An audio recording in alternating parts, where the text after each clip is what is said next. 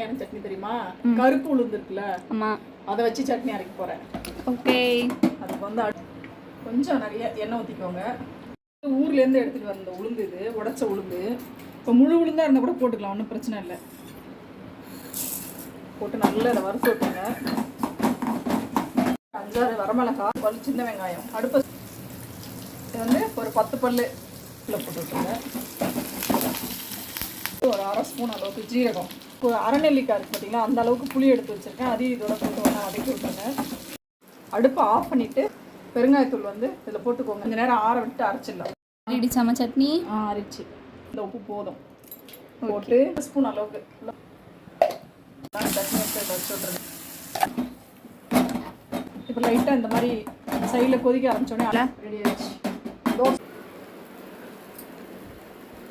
எப்படி இருக்கு? ம் அவளுக்கா